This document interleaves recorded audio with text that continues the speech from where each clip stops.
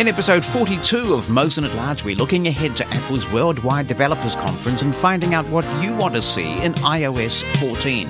I'm following up on some of the issues discovered in our review of the Sonos Arc, and I've got some new Unify Ubiquiti gear at Mosen Towers. Mosen At Large Podcast. You're very welcome to contribute to the podcast, and there are two ways to do it. You can drop me an email to Jonathan, that's JONATHAN, at mushroomfm.com. You can write something in that email, or you can attach an audio recording using anything that records and that you can attach to an email. You can also call the listener line. That number is in the United States. It's 864-60-MOSEN, 864-606-6736, and record a message that could be included in the podcast. Concise contributions always help. We can't include everything because of the volume of contributions we receive, and please note that if we do use your content, we reserve the right to edit it for clarity and brevity. The podcast version of this show contains extracts from the full version, which is heard live on Mushroom FM at mushroomfm.com and anywhere that you listen to radio stations at 2 p.m. US Eastern Time on a Saturday afternoon. For the full Mosen At Large experience, I encourage you to be part of that community. And finally, before we get into the episode this week, a reminder that this podcast is long, and to help you navigate past the bits that you aren't interested in to the bits that you are, it's segmented by chapters. If you have a podcast app capable of supporting chapters, and many on iOS and Android do this, you can skip between segments of the show. I always look forward to our weekly catch-ups. Thank you once again for being a part of it. If you've never heard Mosen At Large before, well, especially warm welcome to you. It's been a wonderful week in New Zealand. We have no one at all with COVID-19 in the country. And at midnight, going into Tuesday morning, all the restrictions for New Zealanders came off. No more physical distancing, no more spare seats on planes, packed into sardines on the buses like we used to. And we're back to normal, with the exception of very strict border controls. You can only come into the country if you're a New Zealand citizen or you have some sort of governmental exception. But it does feel good to be back to normal. First, a bit of administrivia or housekeeping. Sometimes you go to conferences and they call it housekeeping, don't they? I do have a new email list which will help you learn about what's coming up on Mosen At Large, and that way, even ahead of the live show, you can send in a contribution. It works really well for everybody because it means you have time to think about your response to anything we're going to be talking about. And on my side, I get to edit the material if necessary and become familiar with it as well, so everybody wins. If you would like to join this announcement-only email list, let me tell you three things. First, you would normally only receive one little message a week telling you what's coming up, so you're not going to get bombarded, you're not going to get spammed with irrelevant things. I'm the only one who can post to it. Second, on rare occasions, you might hear about other Mushroom FM things that I'm personally doing, or some Zoom webinar I may hold or something like that in the future. So is anything to do with Mushroom FM activities that I'm personally doing or podcasting activity? For example, we published an extra episode the other day, which I'll talk about in a sec, and I will tell people about that as well. Third, you can bail out at any time. If you want Mosen At Large or my radio activities out of your life, then all you have to do is unsubscribe. It's an automated process. I won't even know when you arrive, and I won't even know when you leave. So if you would like to get these announcements, then sign up now before you forget. You can send a blank email to media-subscribe@mosen.org. That's media-subscribe@mosen.org. And you can just put subscribe in the subject if you need something to have in the subject line there. And you'll get an automated message back inviting you to confirm, reply to that message, and you're in. You're in. Media-subscribe@mosen.org. All right, now, as I said, I did publish an extra episode of Mosen At Large on Thursday. That's episode 41, in which we had a look at the Sonos Arc. And I want to follow up with a couple of things relating to the Sonos Arc. The first is that for those not aware of the way that Sonos works, you can actually have two types of wireless system that your Sonos can connect to. One is your good old-fashioned Wi-Fi network like everything else in your house with Wi-Fi connects to. In Sonos's case, it's 2.4 gigahertz, so the older, more crowded version of Wi-Fi, but it does propagate better than 5 gigahertz because of the lower frequencies. The second wireless system is a proprietary mesh system that Sonos have developed, and they were using mesh technology long before it was a thing for consumer purposes in households. And the way you make this work is you either buy a special device called a Boost that you plug into your router, kind of like a little hub. It's not an audio device in itself, it's an electronic networking device. Or if you can get any of your Sonoses, or is it Sonai? Is that the plural? Anyway, if you can get one of your Sonos devices to connect to your router with a wired Ethernet cable, that will create a Sonos mesh system. It is using an oldish protocol now, so it will work on most routers, but it may not work on all of them. Now, when we did the Sonos demo, I was almost certain that we were using a Sonos mesh wireless system. It turns out that we were not. We were using Wi-Fi because at some point, the Sonos that I thought was plugged into the router had been unplugged from the router, probably when I was doing some sort of experiment that I quickly forgot about. So we were using regular Wi-Fi. When I later, after the podcast was recorded, connected Sonos to the router and created a mesh network, a lot of my issues did actually clear up. I was able to save network groups. Things were running a lot more smoothly. This prompted me to take some exciting, drastic action, which I will talk about again in just a minute. But let me conclude the Sonos bit of this by following up on some of the discoveries that I made in that podcast. Specifically, our TV here at Mosen Towers, the Sony X8500G, has a big problem, Houston, at least if you're blind. When you enable the eARC feature, you can turn it off or you can set it to auto. And when you set the eARC port to auto, it tells you that you can't do that unless you disable the screen reader. This is extraordinary. It also says that it disables system sounds. And in thinking about this problem, you would think that they would simply, if there's a problem there, they would just route the audio of the screen reader and system sounds back to the speaker of the TV itself. Just take that content away from the HDMI and put it on the speaker. What that means is that if you are a blind person and you want to hear lossless content, say from a Blu-ray disc in Atmos, you can't hear that on that TV if you've got your screen reader running. You'd need a sighted person to turn the screen reader off and then enable the eARC port and let you hear the content. Not an ideal situation at all.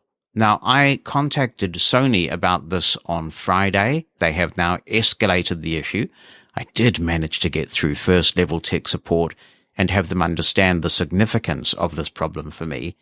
But I also did another thing, and that was to contact the retailer that I bought this TV from on the 9th of May during lockdown. And I explained the situation and asked them whether there was anything that they could do for me, because obviously I had gone well beyond the 14-day period, and I explained that I'd been working with Sony to try and resolve this, and they were fantastic. So we complain a lot, don't we, when things go wrong? It's wonderful to be able to say in public a big thank you to the people at Noel Leeming in Tory Street in Wellington, where I bought this from, who really couldn't have been more accommodating once they understood just how significant this was. I mean, I bought this TV specifically for the eARC feature. Really, it does nothing much more. I mean, it has AirPlay, but we could live without AirPlay. We bought this specifically for a feature we now cannot use because of some weird accessibility limitation. So they agreed that if I could find another solution, they would, despite the time that has elapsed, let me take the TV back and swap it out. And I believe that we have some success with this. On Saturday morning, Heidi and I, in our intrepid geekdom, we had a whole geeky day yesterday, Saturday New Zealand time. First of all, we headed on off to Noel Leeming, and we were able to verify that the voice guide screen reader is now in Samsung New Zealand firmware. In the past, if you had set Samsung to New Zealand as your region, the voice guide feature wouldn't be there. It was really frustrating because that ruled Samsung out of contention for us. Now voice guide is there. And again, Noel Leeming were absolutely incredible. They got a soundbar for me and they plugged it into the HDMI eARC port we ran voice guide in the store, and then we enabled the eARC port. It was working just fine. It is working just fine. So all being well, with the assistance of Henry, the wonder son-in-law, we're going to bundle this relatively new Sony TV into his car on Tuesday, take it back, and come home with a bit more expensive Samsung TV. And if we do that, then we'll obviously put it through its paces and let you hear what that is like on Mosen At Large. But for now, and I mean, I will keep working with Sony on this and try and do a bit of advocacy on behalf of those who might want to get this Sony product, which overall is a really good one. But people need to be aware, if you want to use an eARC TV, you can't do it with the screen reader running, at least in that Sony. And I assume that is something that is in the firmware of all of the new TVs that Sony produce that have eARC, so beware. I will keep you posted on this intrepid journey. And in the afternoon, yesterday afternoon, as I put this show together, Heidi and I were seriously geeking out. It has been an ambition of mine for a long time to switch the network gear at Mosen Towers to a pure Unifi system. Unifi is a range of products, routers, access points, gateways, other things, from a company called Ubiquiti, which is an American company. I believe they're based in New York. They make enterprise-grade networking equipment, and some people who are a bit serious about their internet in their house have also adopted it. Ubiquiti also do a consumer-level product called Amplify.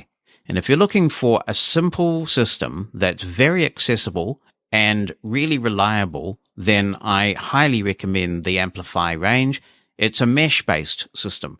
So gone are the days of those horrible lossy Wi-Fi extenders, and now you can get these wireless mesh products. Netgear does one. Of course, there's Google Wi-Fi. In some parts of the world, there's Eero. And there is also this Ubiquiti Amplify stuff. Very good quality gear, but it wasn't really suitable for our use case because in Mosen Towers, we have these little network outlets in all the parts that we need them. We laid Cat6 cables some years ago now so that we could have direct network outlets. If you want to wire your laptop in to get the best possible bang for your buck out of the gigabit Ethernet connection, then we can do that. So what we've done is we've purchased a Unifi Dream Machine, which is the router and gateway type thing. It also has wireless access. We also purchased a Unifi switch with power over Ethernet injection, and we've purchased a couple of access points. The beauty of the whole Unifi infrastructure is that everything is done under one app and one user interface, and every piece of equipment is aware of every other piece of equipment, and it's all managed accordingly. We had a hybrid system. I started off some years ago with 3 Airport Extreme machines. These are the routers from Apple that they no longer produce, and I was pretty happy with them, actually. I had to swap out one of the Airport Extremes a few years ago when we switched to an internet provider here for our fiber that uses VLAN tagging. And unfortunately, the Airport Extreme never supported VLAN tagging. So I put in here an ASUS router. And we were rocking, with this ASUS router, which ran for quite some time, we were rocking the New Year's party on Mushroom FM at the end of 2018, going into 2019. And then all the guests left at about 2:30 or 3 a.m. We finally got to sleep. I woke up about 9:30, no internet. Everything was down. And in the end, having tried switching it off and back on again and all those usual things, I tried to factory reset this router, which was a scary thing because I have lots of port forwarding rules set up. And still that didn't help. It was dead, Jim. Dead as a doornail. And this was on New Year's Day when hardly anything is open in New Zealand. And the only thing I could do was find one store that was open, and they had a couple of routers there. One was a D-Link, I think, and I took that home and it was completely inaccessible to configure. Took it back. They kind of made noises at me about not replacing it and everything, and I got very, very angry with them and said, I've taken this straight back. It's inaccessible. It's unusable. You'd better swap this out, boys. So finally they did, and I took home this Netgear gaming router, which actually has really been very stable on our fiber connection. But we've got this hybrid, a couple of airport extremes acting as access points upstairs. And it just has problems from time to time, particularly with more complex equipment like Sonos. It was always, even before that great New Year's Day internet meltdown, my ambition to get to Unify gear. I know it's quite accessible. I mean, it's accessible on iOS, and on the web, it's okay. You've just got to understand that a lot of the things that don't appear to be links actually are clickable. It's your classic kind of Web 2.0 application. And so finally, I have fulfilled this ambition I've had for a while and have gone Ubiquiti Unifi right throughout the house. Setting it up was a bit challenging because there's some sort of limitation in the current version of the Unifi Dream Machine that means that you have to connect the thing to an existing router that can give it a DHCP connection, set it up, and then give it the PPoE credentials, which is what we use for our fiber here. And then you're okay. You can connect it to the fiber. So that was a bit of a mission setting it up. It was just a bit unusual. But now that it's all going, it's a lovely setup and it's robust. It's rock solid. And it really is an ecosystem. It's kind of like being in the Apple ecosystem and the elegance of all of that. Because once you have a Unify network set up, which we did once we had the Dream Machine connected, you then add additional accessories. So when we added the access point, it simply detected that it was going into an existing Unify network. And in the Unify ecosystem, they use the term adoption. So it adopts a new accessory into the network. It then provisions it.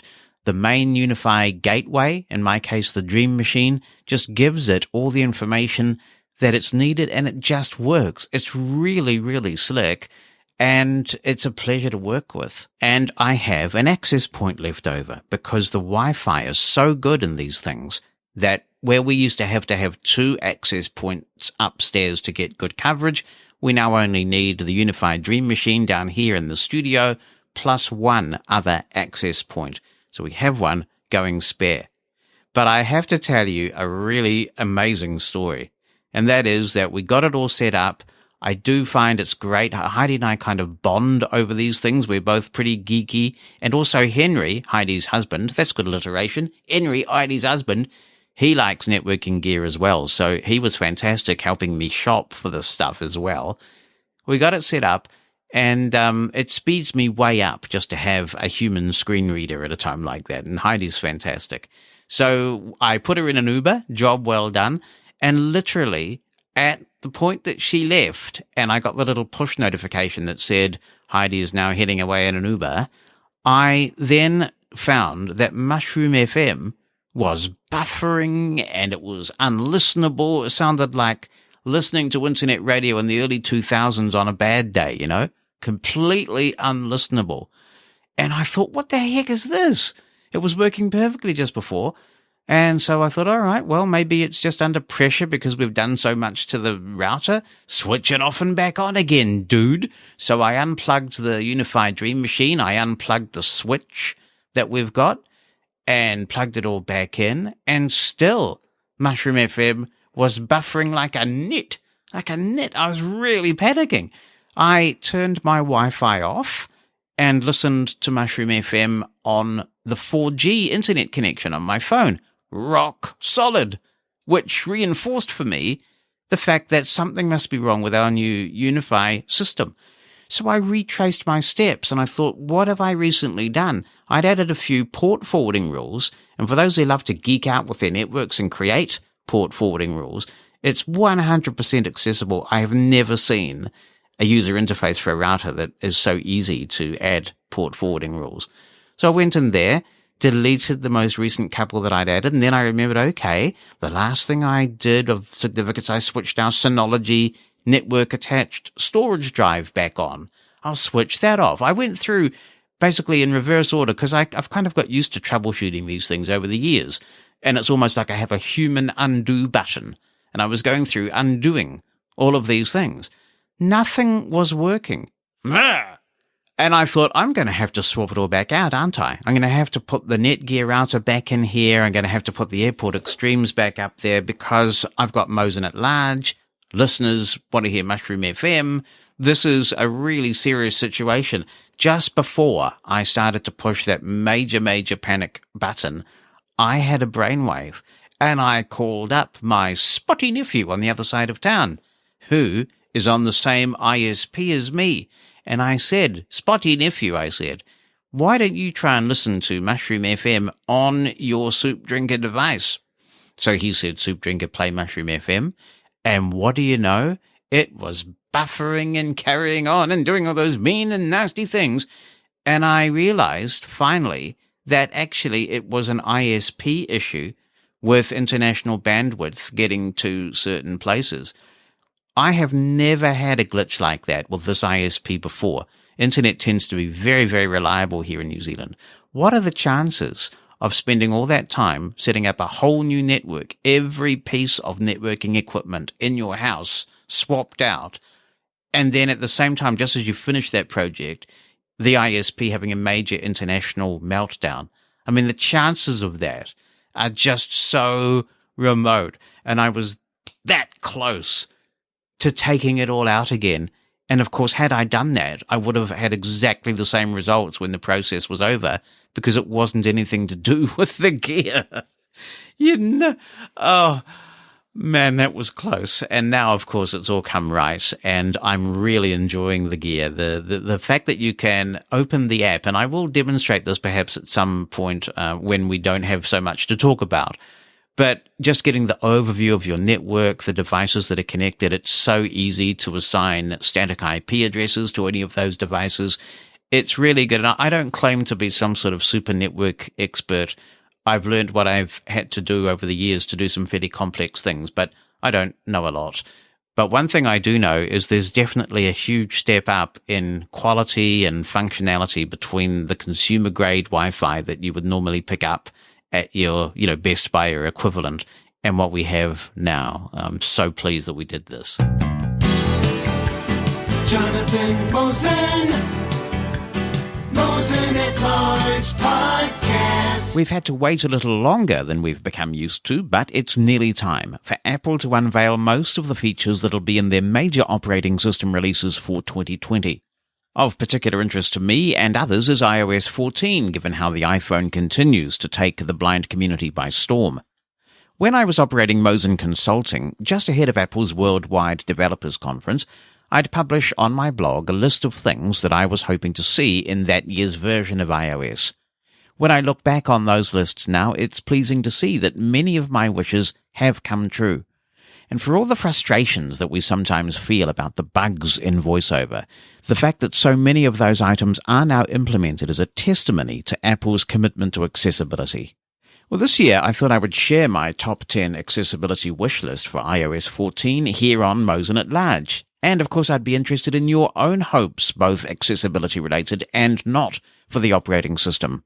Also, of course, whether any of these features that I'm suggesting grab you strongly in particular, either way. So the first one, improved Braille back translation.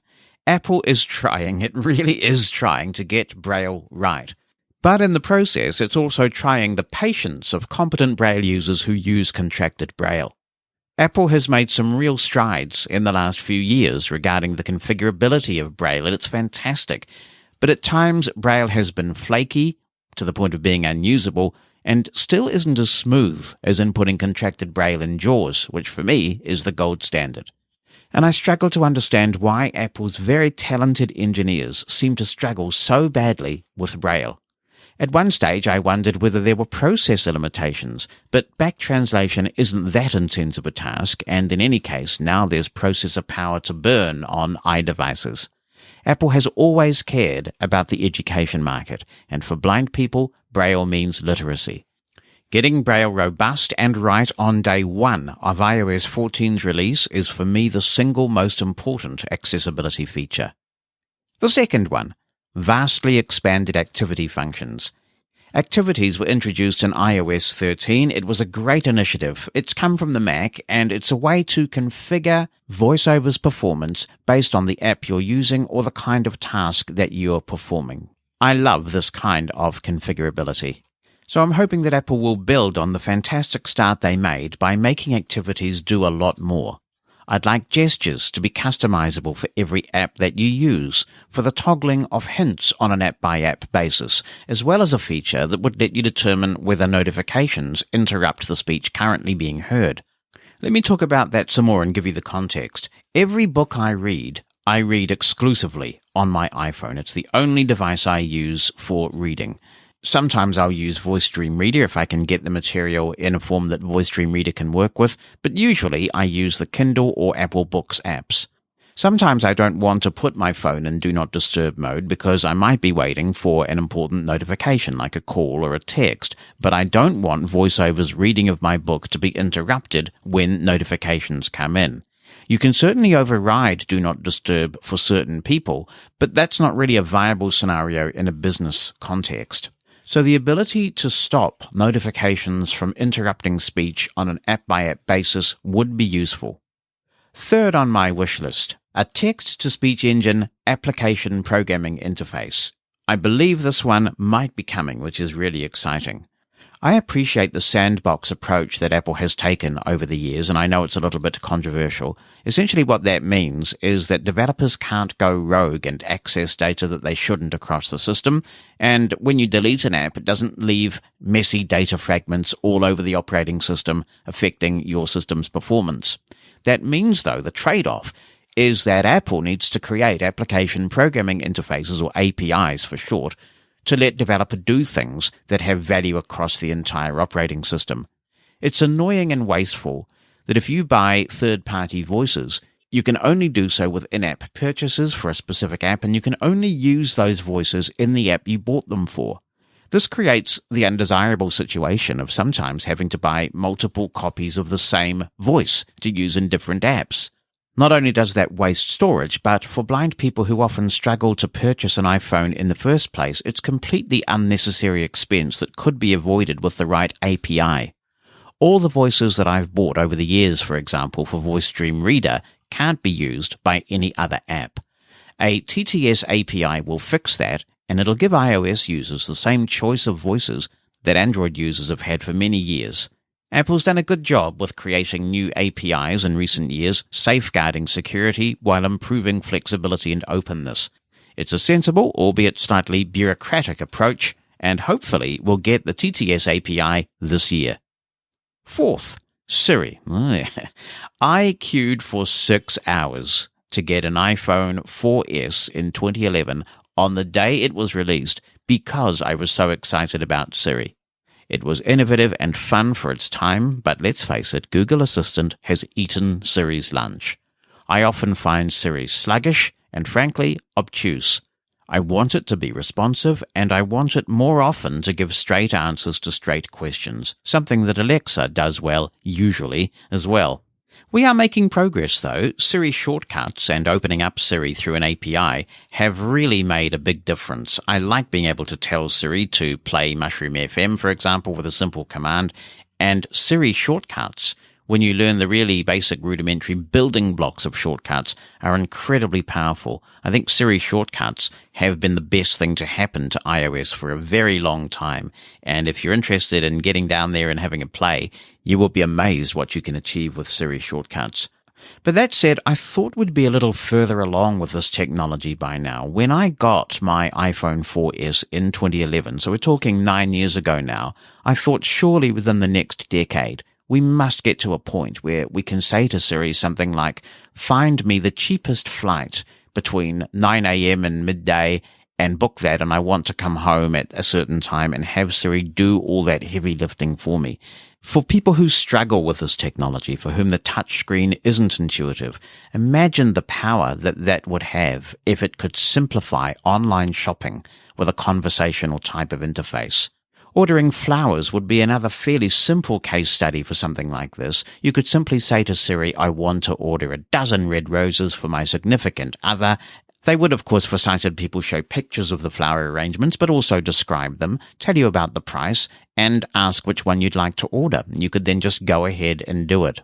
These are clearly very complex issues, but I feel like Siri's kind of stuck in a rut, and in fact a lot of these virtual assistants are. But even by today's standards, Apple is just not there in terms of best in class anymore. Number 5, read all in reverse. This is a bit of a weird one, I accept, but let me give you the use case. Twitterific is a wonderful iOS app, and in my view, far better than the official Twitter app, and I like to read my Twitter timeline in proper chronological order, because reading from the most recent tweet backwards doesn't give you the sense of a story unfolding, and I do follow a lot of journalists on Twitter, both technology and otherwise. When I read my Twitter timeline this way, the only way I can do it is manually flicking up one tweet at a time, because there's no way of reading continuously up the screen.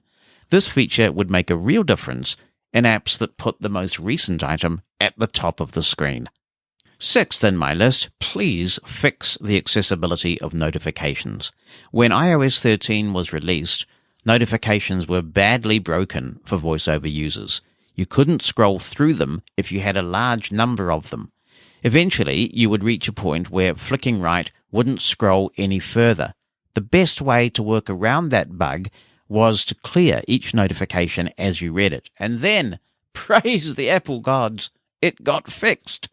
Then, curse the Apple gods, they broke it again, and it remains broken as this show goes out. Now, I often wake up with dozens of notifications. Yes, don't judge.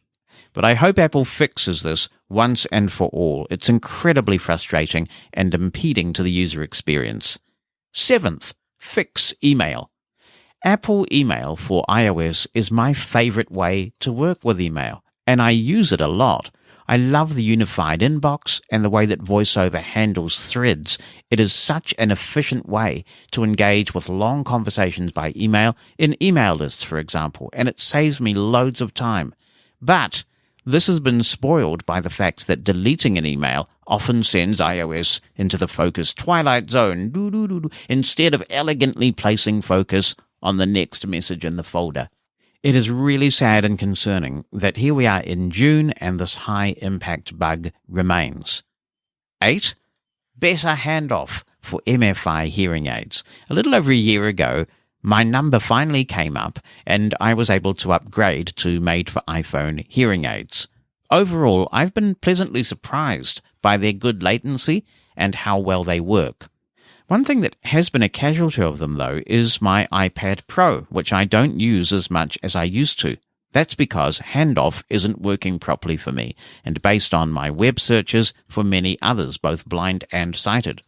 The way it should work is that your iPhone, as your primary device, stops producing audio after a few seconds, and so the connection should be available to be picked up by your iPad if you switch your iPad on, and then that starts generating audio.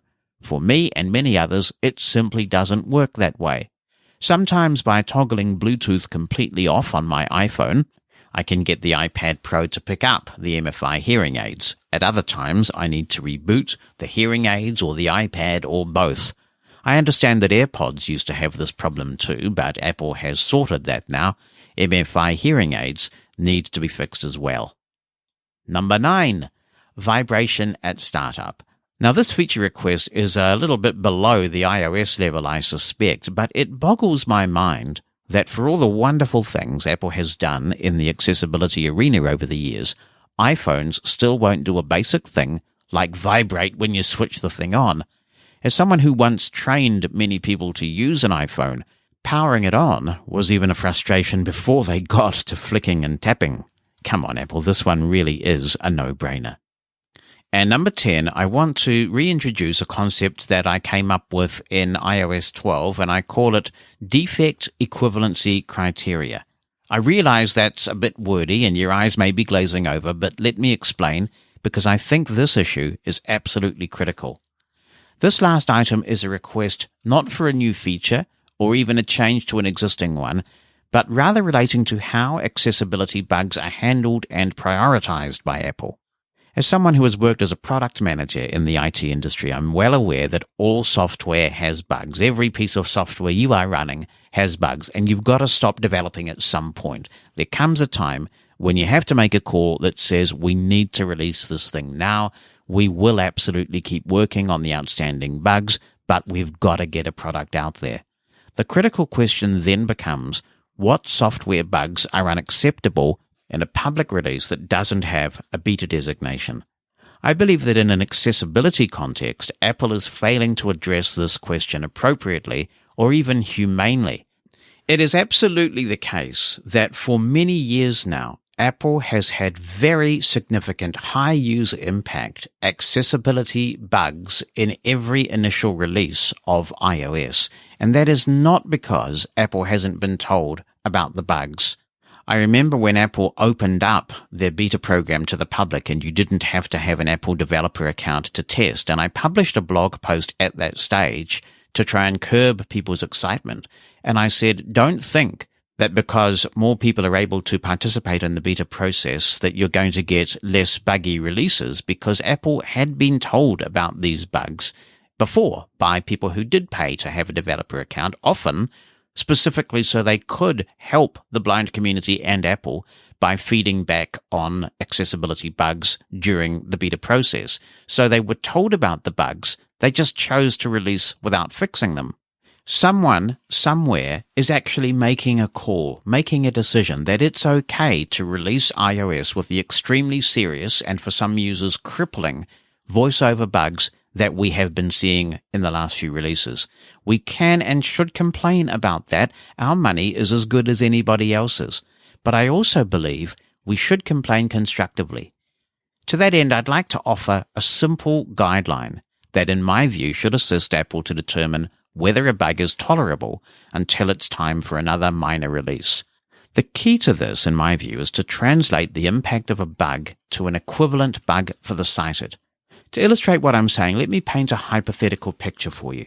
Apple releases a major iOS update, and when it's installed, one of the most basic features of a phone, answering a call, is broken for many users. You turn on the TV news on iOS release night, and it is the lead story. Breathlessly, the newscasters begin with, "Commerce was plunged into chaos today as millions of people were unable to communicate with one another." There are interviews with tradespeople, salespeople, all of whom had their livelihoods disrupted. Apple's share price plummets. Tim Cook holds an emergency press conference to say he's sorry, it's not good enough. There will be an inquiry about how this slipped through, and a patch will be released tomorrow after the team has worked non-stop to create a fix and test it. This exact scenario has already taken place. It took place when iOS 9 was released. The only difference is it just affected some blind people using VoiceOver. The problem answering calls was only present when VoiceOver was running. It was repeatedly reported to Apple by blind people during the beta test process, but it was released to the public nonetheless. Because it only affected blind people, it wasn't headline news. It didn't even make the news. There was no apology from Tim Cook. No journalist brought it to his attention, and the fix wasn't quick in coming. Meanwhile, blind professionals and people dependent on iPhone for safety and communications struggled. Would Apple dream of releasing a new version of iOS if a core function of the device was rendered useless to sighted people? Of course they wouldn't, and blind people are entitled to the same respect. An inferior user experience is not okay, and where they exist, consumer protection laws requiring that products must be fit for purpose are just as applicable to blind people. So, if criteria was set that made relevant comparisons with the impact on sighted people, I'd like to think that we would have progress. And let's face it, this is Apple. Resources are not a problem. We must also hold Apple to the same standards that we do Vispero or NVDA or any dedicated screen reader company. And that's because when Apple chose to put VoiceOver into their products, they chose to be a screen reader company. They must release a product that is fit for purpose. This approach requires qualified blind people who understand the needs of various parts of our community being key decision makers at Apple. Remember, nothing about us without us. And I also think it requires a bit of relaxation on Apple's traditional we know what's best for you culture. During Android beta test processes or talkback beta test processes, there are email lists that blind people can be a part of where they can have meaningful engagement with actual engineers who can make a difference. not just tech support people who pass the information on to engineers who can make a difference. Now, a little of that goes on with Apple, but they're extremely selective about who they talk to, and the process is neither public nor transparent. I applaud Apple for all that they've achieved, and sometimes I guess I get accused of being an Apple cheerleader, but I strongly reject the idea that somehow blind people should shut up and be grateful. I am profoundly grateful for all that Apple has done. I express gratitude for it every day, but that doesn't mean that we should somehow be docile about pointing out when something is not fit for purpose and when an approach can be better. As we become more dependent on these devices in both a professional and personal capacity, it's even more important that they work properly. So there's my top 10, and I'd be very interested in your own and any thoughts on these issues that I've raised. You're welcome to share your thoughts, jonathan@mushroomfm.com via email with an audio attachment or writing something down, and the listener line number in the United States is 864-60-MOSEN. That's 864-606-6736. This seems like an opportune time to mention our special podcast on WWDC. Because of COVID-19, WWDC is an online-only event this year, but we are expecting tradition to be followed and for Tim Cook to give the keynote presentation with other members of his team that tell us what is in iOS 14 and other goodies, probably at 10 a.m. on the 22nd, that is US time. Right after the presentation concludes, I'll be getting together with a panel to record a special edition of Mosen At Large for you. That panel comprises Anna Dresner, who is a well-known technology expert and author, and Michael Fair, who's also a well-known technology expert and author. Heidi Taylor, the artist formerly known as Heidi Mosen, will be here, and she will be snapping pics of all the slides that go up on the screen that Apple don't talk about. What many people don't realize is that there are a lot of details that are contained in those slides that we miss out on. So Heidi is looking for information of particular interest. Also, if there are any physical bits of hardware that are displayed, she'll give you a good blindness-friendly description. So we're looking forward to getting that podcast out for you very quickly after the WWDC keynote. And not surprisingly, some reaction already coming in on this. Gerardo is here. He's got a list, and he says, 1. VoiceOver include within its verbosity settings an option for reading digits as single or full numbers. 2. The ability, as mentioned in the rumors, to customize our home screen, especially adding widgets for actions like new tweets and others like Android. That's interesting that I have a shortcut and I just say new tweet and it opens the Twitter app in the compose screen and I just tweet. But yeah, I guess a widget would be nice, wouldn't it? 3, the ability, also based on rumors I've heard in the past months, for us to be able to use other synths aside from VoiceOver's defaults.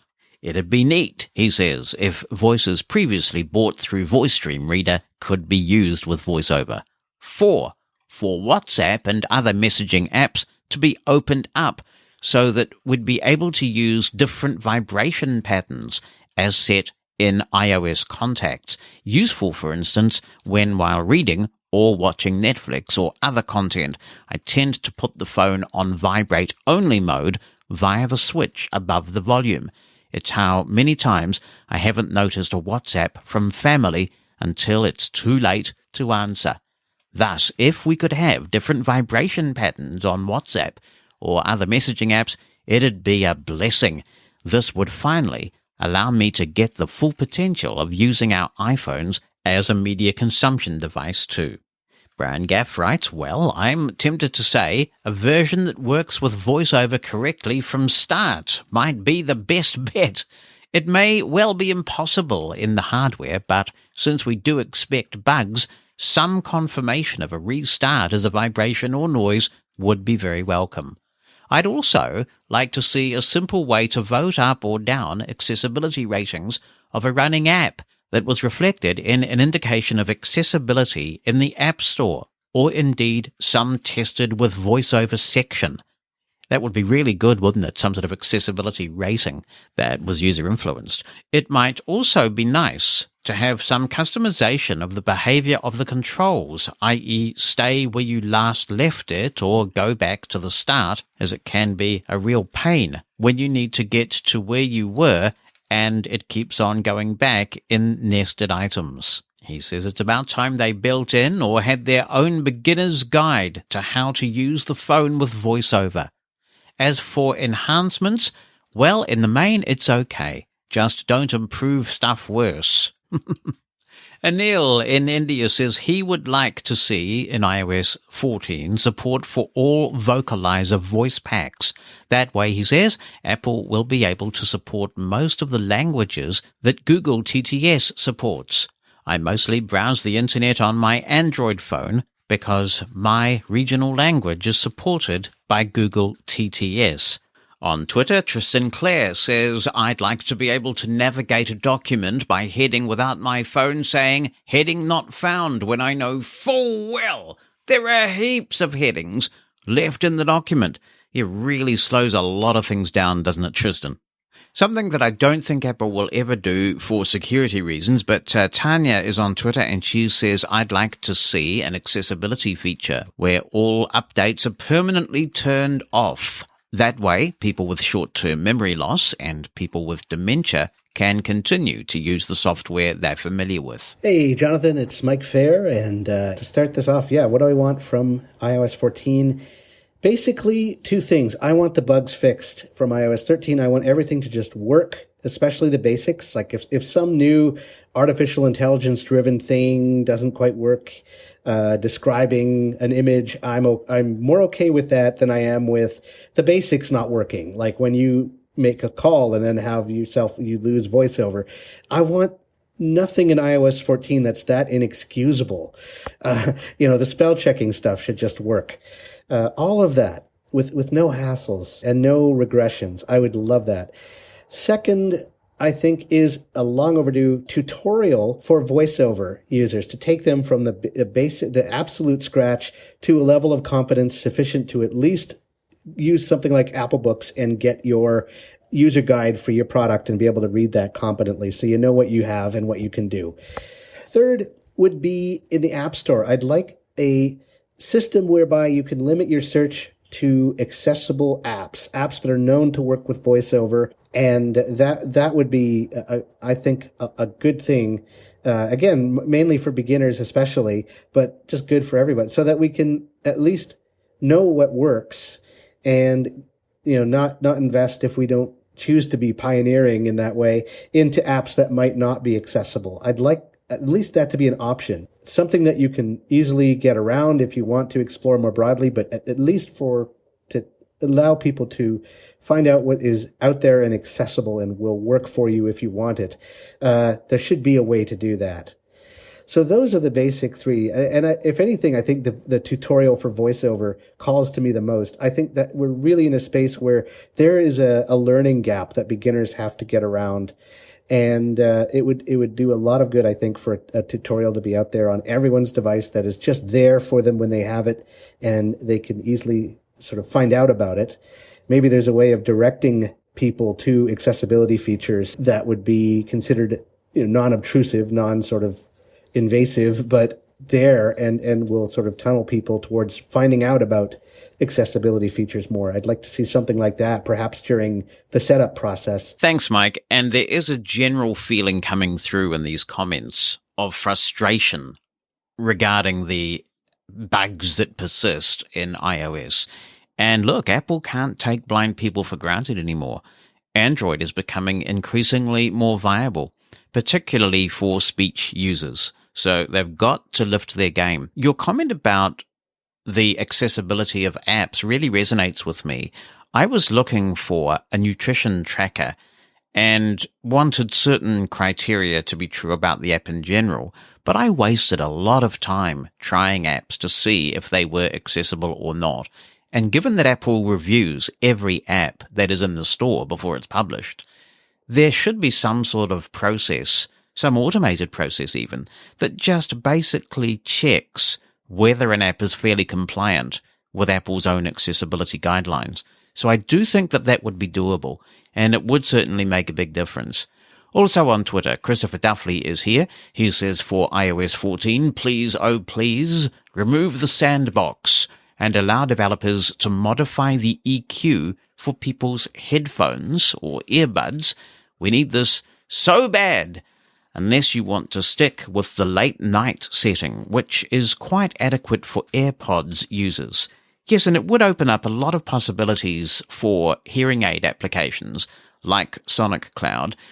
I don't think they'll ever get rid of the sandbox, but they could introduce some sort of audio API, and I'm sure that those people would appreciate that very much, those people involved in hearing aid type or audio-related apps. And Kathy Blackburn has emailed in from Austin, Texas.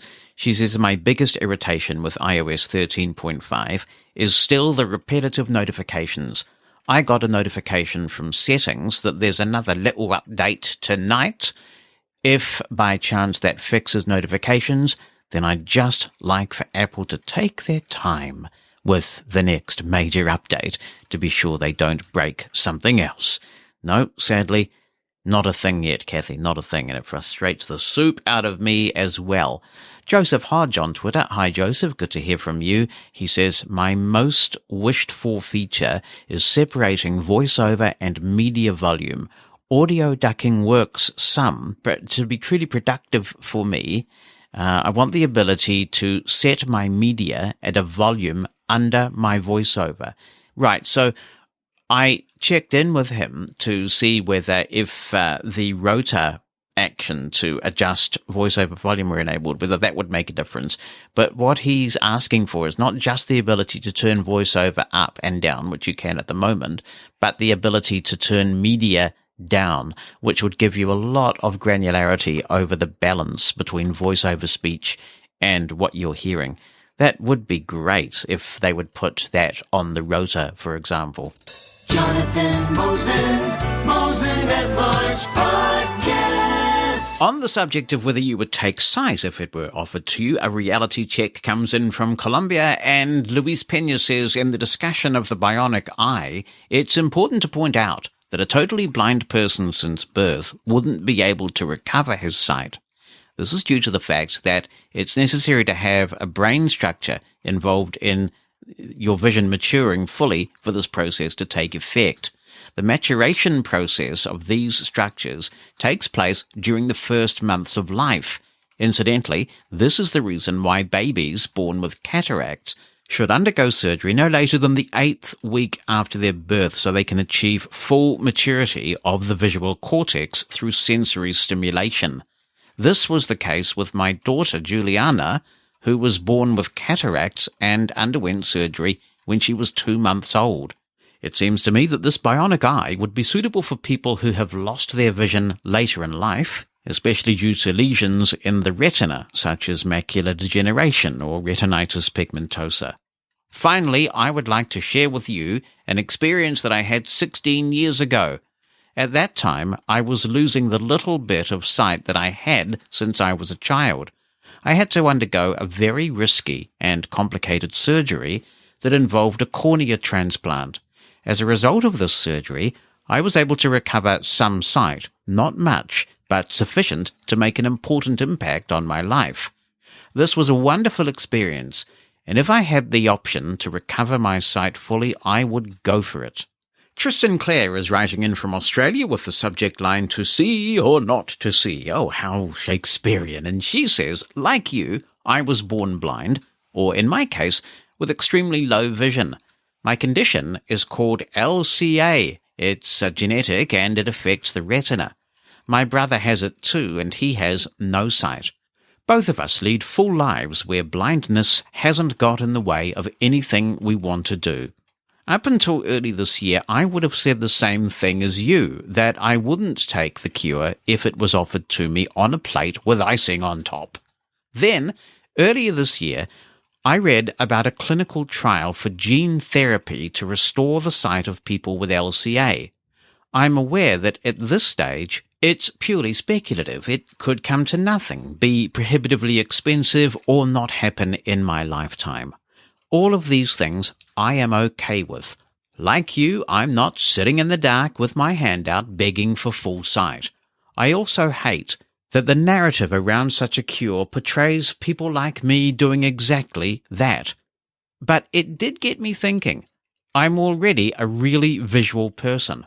Although my sight is so bad that I will never be able to drive or read standard print, I do use it on top of blindness skills, and I can't help thinking about what life would be like if it were enhanced, even a little bit. Now that the cure is a possibility, albeit a distant one, I can't just dismiss the idea and its positives out of hand. I wouldn't be interested in bionic eyes or anything surgical, though. The thought of any surgery happening in such a delicate area so close to my brain gives me the shivers. The other thing that would worry me about taking the cure would be if it wasn't permanent. I can cope with having very little sight because I haven't known anything different, and I've found ways to live a great life. But having full or almost full sight for a time, then having to go through the grief of losing that sight is not something I want to go through ever.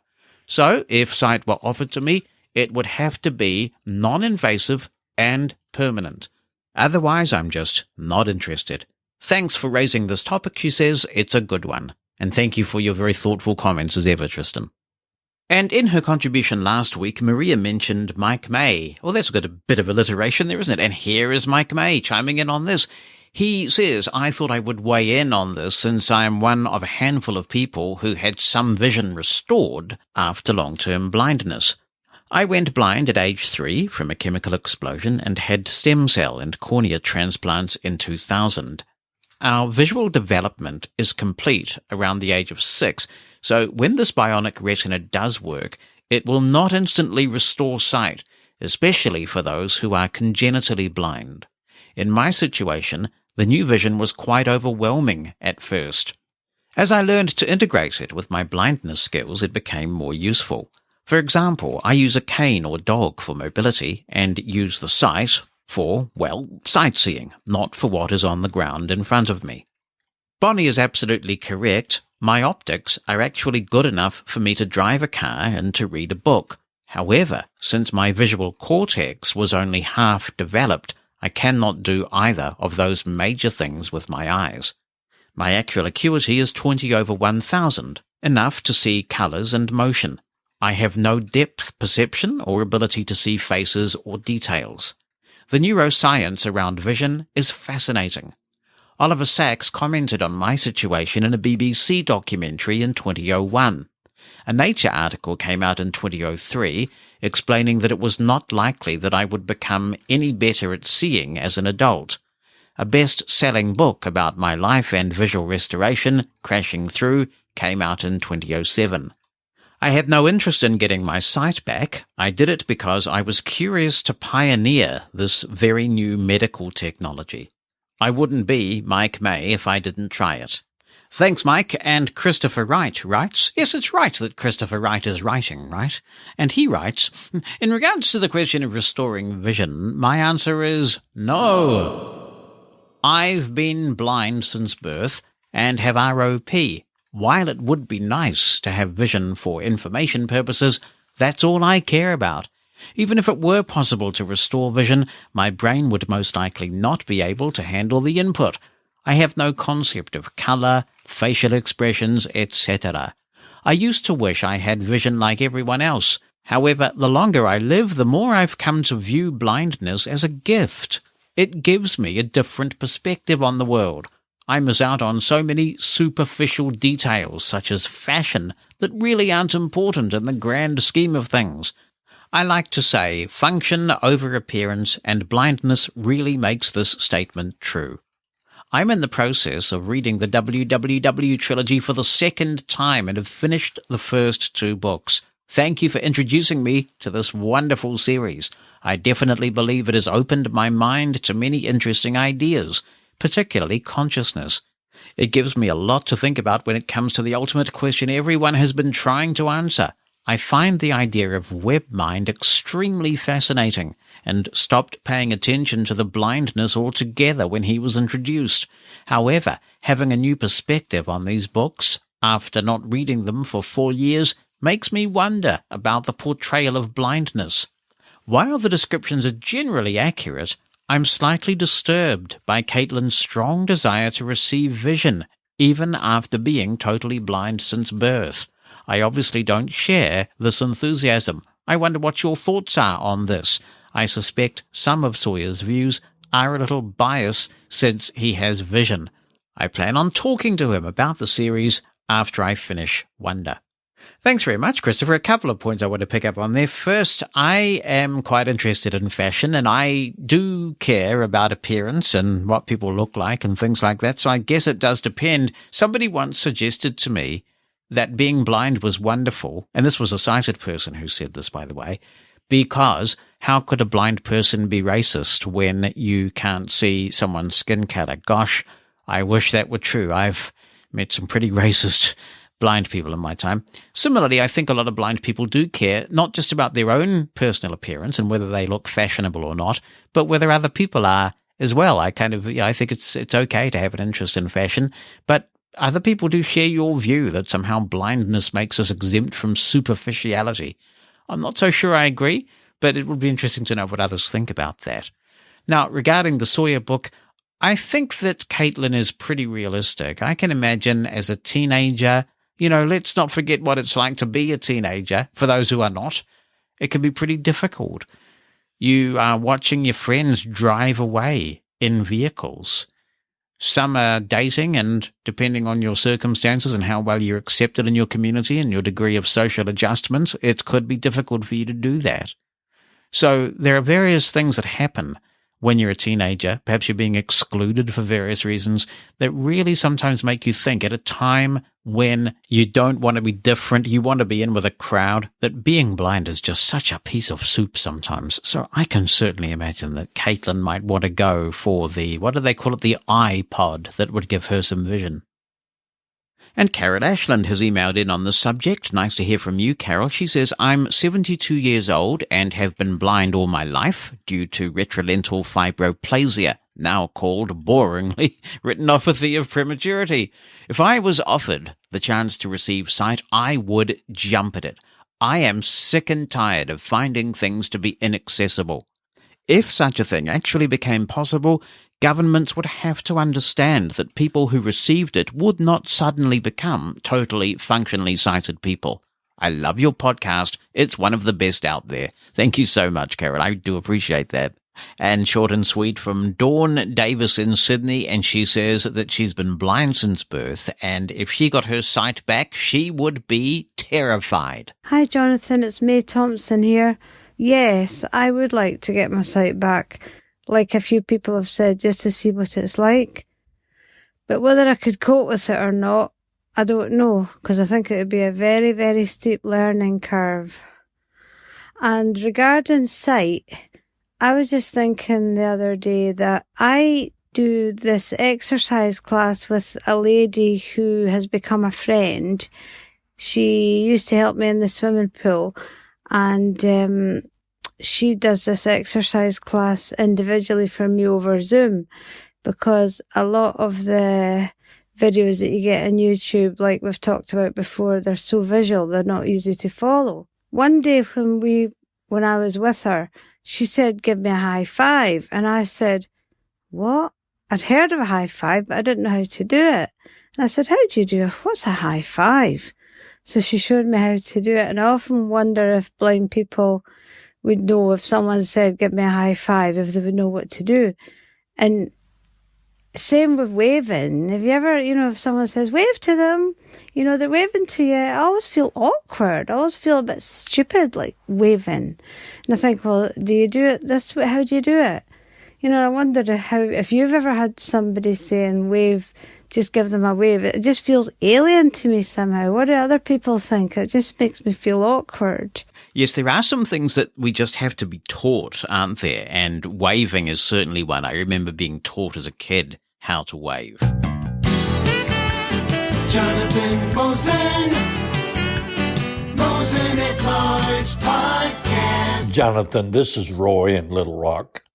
I was intrigued by your discussion last week pertaining to the bionic eye and whether I would choose to have surgery if it were available.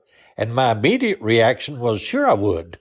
But then I listened to the other points of view on the show, and I listened to you and Bonnie, and I hearkened back to an earlier time in my life. And it was when I was in college, and I was interested in this young lady. And so my roommate had a car, and I asked him, would he consider my going on a double date with he and his girlfriend? And he said, well, sure, if I wanted to do that. He said, who was the girl? And I won't use any names here, but I said, well, Judy Smith. And he said, Judy Smith? Is that the best you can do? He said, I don't know if I'd want her in my car or not. And I said, well, what's wrong with it? And he said, have you looked at her? And I said, yes. But, you know, Jonathan, as I thought about it, I really hadn't looked at her at all because I sat behind her in class and I'd talked to her, but I had never really looked at her. So in the days to come, I went to her and engaged her in conversation and looked her over, and I realized that she had brown eyes and that her figure was not that much. And then I asked myself, does that really matter to you? Do you care? And I really didn't. I didn't care at all. And so it occurred to me that beauty was a concept that I didn't have, that I didn't know if a girl was pretty or not or attractive, and I really didn't care. And so I didn't think much more about it until later on. I had a class with a young lady who was a beauty contest winner. She was Miss Sweet Potato or something, I don't know, but they said she was very attractive. And so I looked this girl over one time to see, and, you know, Jonathan, it didn't mean anything to me at all. So I say all this to say that I don't know that if I had a bionic eye, that it would make any difference as far as certain things were concerned, because I think I have concepts, and I don't think there's any way to change my concept, even, regardless of how well I could see. Now, I think it might help me hit a baseball because I understand baseball. I've tried to hit a baseball before. But as far as knowing what people look like, I don't know if it would make any difference or not. Hey, Jonathan, it's Marc Baillargeon in Montreal, Quebec. In answer to your question, I was born in 1956, premature retinopathy. So I've had no sight, no light perception since birth. My short answer to your question is absolutely I would go for it. Not because I feel that as a blind person I'm limited, but because as a sighted person, I would be able to do things in a similar way to what my sighted wife, who is in a motorized wheelchair, can do. I would love to be able to look at a computer screen and not have to use a screen reader or think about how to manipulate either the Mac or on the Windows side with Boot Camp and using JAWS or using VoiceOver. I'd love to be able to walk into a room, turn on the computer, turn on the TV, and see what the hell is going on, just like Sandy does. I'd like to be able to take a TV dinner out of the fridge and not have to rely on somebody to call Ira for the 5-minute freebie or to call Sandy on FaceTime to ask her. There's so many things I'd like to do. First and foremost, I'd love to be able to drive. I'd love to be able to have that freedom and not have to rely on transport adapté. And to get through the rehab of the whole thing, I'd have her to support me and other ways and means to support me. And I'm not on social assistance because of my income, because of my public service career. I'm not eligible for social assistance. So that's not something I have to worry about getting it or not. I would just open so many doors and make life so much easier. And the fact that I would be able to drive would be absolutely amazing. On another quick subject, I'm going to change to Zoom. If I'm in Zoom on the Mac and I mute my audio, when I hit the spacebar to unmute myself temporarily, VoiceOver starts yapping. So it defeats my purpose of unmuting myself and wanting to talk because other people in the meeting are hearing VoiceOver yap. I have to consistently remember to go to the trackpad and do the three-finger double tap to mute my speech.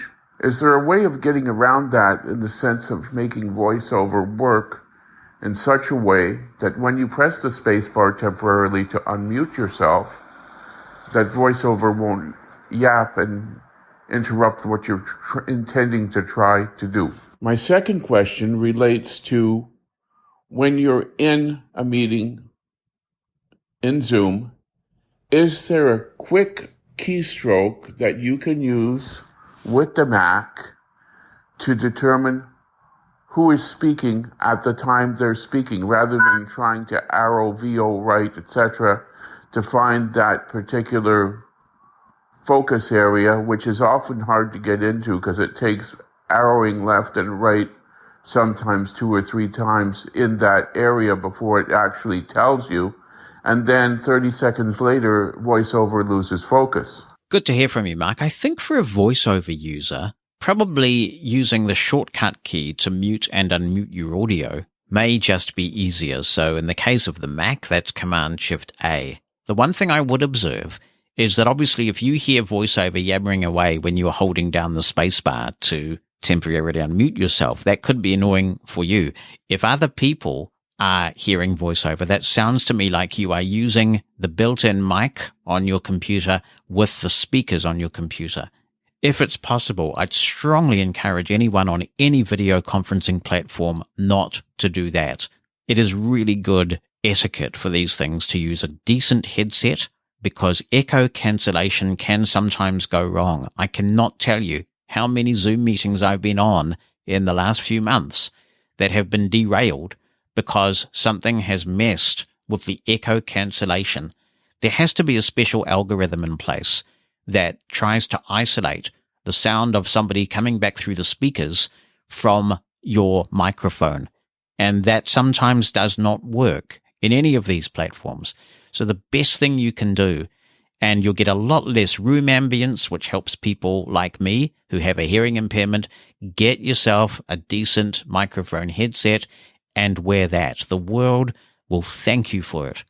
I simply don't know the answer to your second question about Mac. One of the things that I really enjoy about JAWS, of course, is how configurable everything is, and Harchin Consultancy has done an excellent job with their Zoom scripts. You might be able to use a hotspot area to define that part of the screen with VoiceOver on Mac that always sees the speaker's name and assign that hotspot to a key. That might be doable, but I have no Mac to test that on, so maybe others can comment. On the subject of exercise equipment, Tom Bergender says, I have a Concept 2 rowing machine. Many health clubs with rowing machines use this brand. It has a big flywheel on the front. A damper on the right side adjusts the tension. The operator holds on to a wide handle which is connected to a chain. I was first introduced to rowing machines in 1985. At that time, there were 2 shock absorber handles, one on each side. Concept 2 revolutionized the equipment. I also have a Nordic track. The machine simulates cross-country skiing. It was originally manufactured in Chaska, Minnesota. The original company is part of a larger concern that manufactures a wide variety of exercise equipment. They still keep a version of the Nordic track in their product line. The motion is easy on the joints. Easy on the joints, man. Mosen At Large Podcast.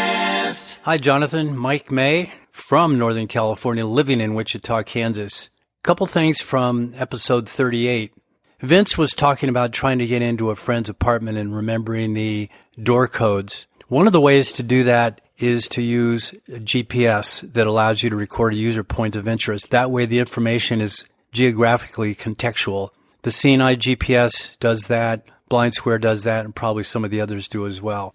That way, next time you go to the apartment, those notes that can be either in text or in a voice clip will be automatically triggered when you're near the location. You mentioned pranks. When I was at the scene, in the early 80s, back when we had roommates, we put together a prank against one of the female trainers who we rather liked. In those rooms, there's a toiletry compartment, a metal shelf that one could unscrew from the wall, which we did when she was on her day off. And we put a talking time clock inside the wall and then screwed the metal panel back over it. It was set for 3 a.m. It took her 2 or 3 days before she started asking around who were the devils that were waking her up in the middle of the night. Hi, Jonathan. This is Claudia from Tampa, Florida. I just wanted to give a few tips on using Google Docs. I found the mobile version of the apps to be accessible. I've used it on both iOS and Android, and I found them both to be a lot more accessible than using it on the computer.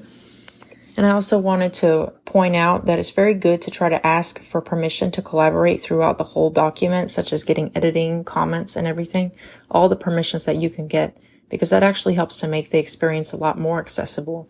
I hope everyone is doing well during the COVID-19 crisis, and everyone stay safe. Thank you. Thanks for the tip, Claudia. When I was at IRA, we used Google Docs, and there were some issues with the mobile app at that time, some weird business with editing, and I remember filing a bug report, and I think they eventually addressed it. It seemed to me that then, and we are talking a year and a half ago now, I guess, the mobile app was almost there, and based on your description, it sounds like it's continued to progress and come a long way. For JAWS users, one of the things I found helped very much with Google Docs on Windows was to turn on Braille mode in accessibility settings.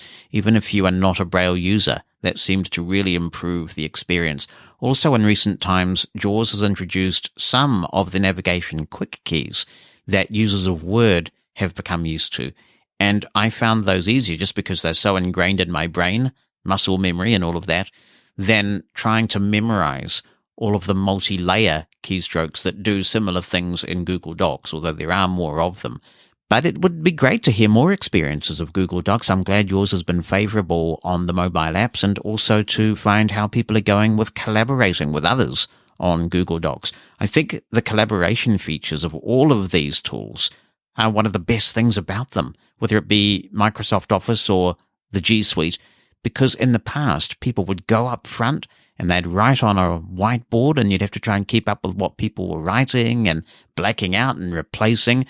And I just love being in a room with a bunch of people with devices open, collaborating in real time on a document. It is really empowering. Mosen At Large Podcast. Christian Bertling writes, "Hey, Jonathan, I was wondering if you ever tried Pocketcasts. I know that you are a huge fan of Castro. I was just wondering what you thought of Pocketcasts." Good to hear from you, Christian. I was actually going to respond with a bit of a demo of some of the accessibility challenges in Pocketcasts, for iOS at least, like the fact that when you flick through the list of your podcasts, you actually get 2 occurrences of every podcast that you subscribe to, and there are some unlabeled buttons. But to my delight, when I went to put this brief demo together, I found that a lot of the accessibility improvements in Pocketcasts for iOS have been addressed. So I haven't had a good play for a while, and I do really like the Castro Q concept, which just to me makes so much sense and has caused me to listen to a lot more podcasts. However, I think Pocketcasts is a real contender, particularly for those who listen to podcasts on multiple devices and, most significantly, multiple platforms. There is a Pocketcasts website. There's also an iOS app. There's an Android app. I'm not sure if they're on Apple TV or not, but very significantly for many of Mosen At Largers listeners, they are on Sonos. So you can add the Pocketcasts service. It's all cloud synced, and pick up from where you left off through Sonos. Now, I mean, that may or may not be a big deal. When I want to listen to podcasts on one of the Sonos devices here, I just AirPlay it from Castro, and we have an increasing number of Sonos devices that support AirPlay. So that's what we do. But if you have older Sonos devices, or you just like the idea of saving some battery and playing things directly from your Sonos, yes, Pocketcasts has been around a long time. They seem to have had an injection of enthusiasm and money thanks to a recent acquisition. I think, are they owned by NPR or some sort of public radio conglomerate in the US? I think that is true. But they do seem to be actively under development and adding a wide variety of features. And certainly the accessibility has improved a lot since I last looked at Pocketcasts for iOS. Hey Jonathan, this is Adi all the way. As usual, I have 3 questions. Okay, one, the Reddit app or the Reddit app. I understand there was a student who was developing it and trying to make an accessible app on the iPhone, and this work is in process for quite some time. I am on iOS 13 with the latest build. However, I am not a beta tester, so I just download apps from the Apple App Store. So currently, am I in a position to use this app without being a tester? And 2, is there a timeline when this app is going to be rolled out? Because I don't have any other way around to use Reddit currently. All right, let me have a crack at the first question, and then we can play the second question. Yes, you can try this app. It is not in the App Store yet. The name of the app is Dystopia, spelt Dystopia, Dystopia, and it's being put together by a young guy, I think he's a college student, who was concerned about the accessibility state of apps for Reddit. It's available as a public test flight build. So even if you're not running a beta test build of iOS itself, you can still volunteer to beta test apps. Dystopia's been in beta for so long that it's incredibly stable, and a lot of people who are part of the beta group say to the guy, when are you just going to release it, dude? Get on with it, release this thing. And I'm not sure what the holdup is, but improvements do continue to be made. It is in really good shape. I will try and find the test flight link, which is a public link for Dystopia, and put it in the show notes for those who would like to subscribe to Reddit. Like any community, Reddit's got its dark corners and it can be horrible sometimes, but I find I'm getting a lot of useful info from there, particularly things like Sonos users and other podcasters and that kind of stuff. So it is worth being on, I think.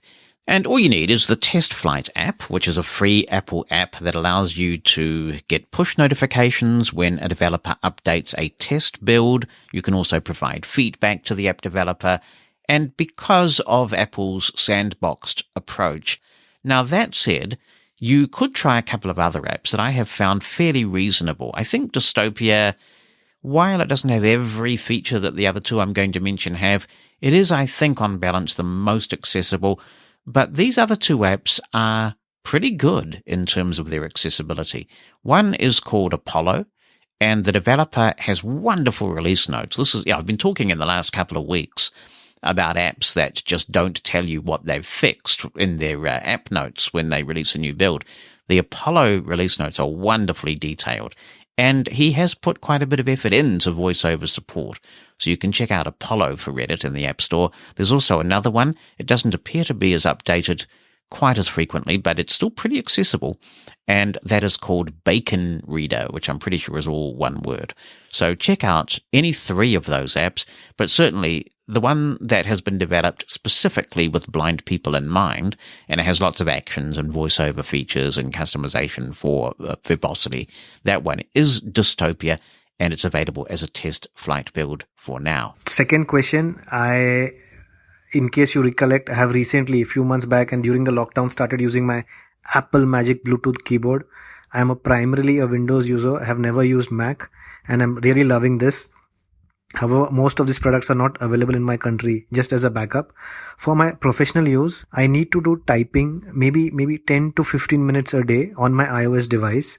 Okay, and I am unable to use voice dictation.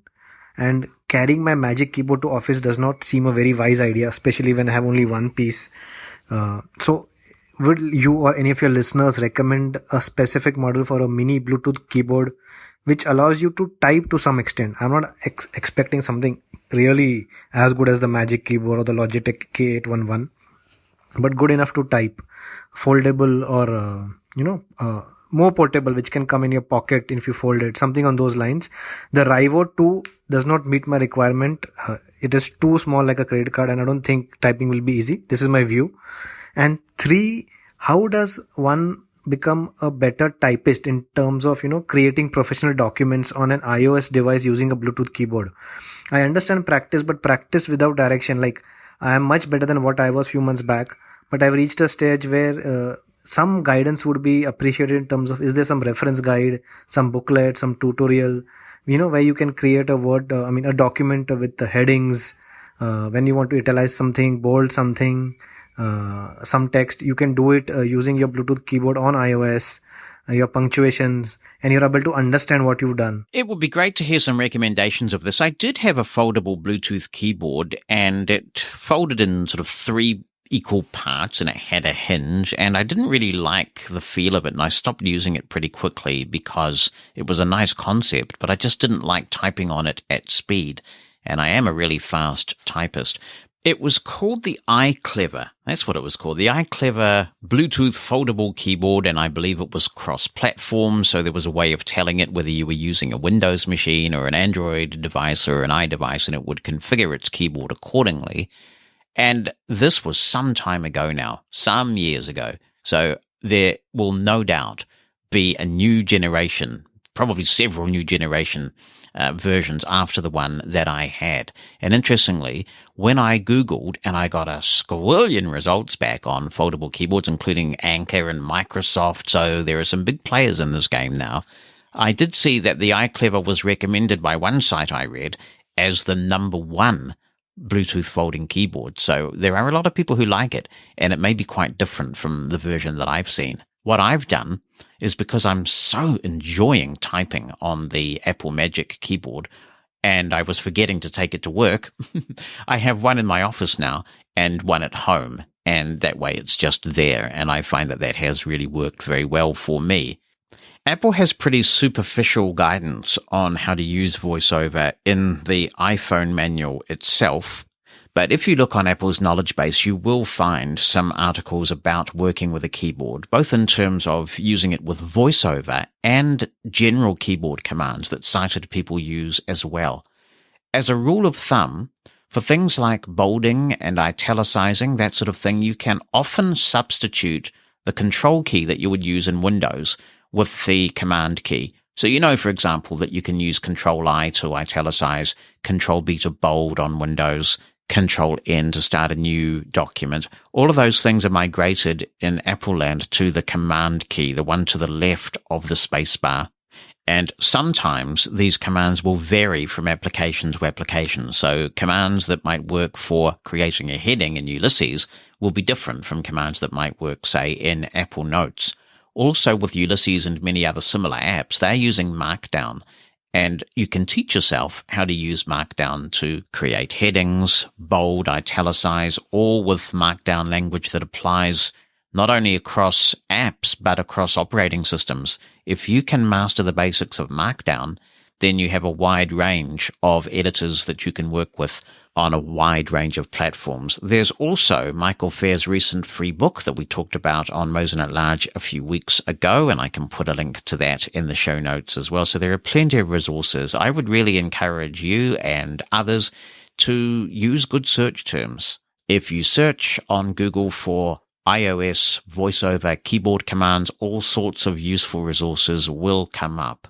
And in terms of iOS keyboard commands, now that they're all programmable, one way that you can learn what keyboard commands are assigned to functions is to go into VoiceOver settings, choose commands, and then you'll be able to drill down into the keyboard commands and have a look at every keyboard command that is assigned to VoiceOver. And you can change them, but they're often just a useful resource to review.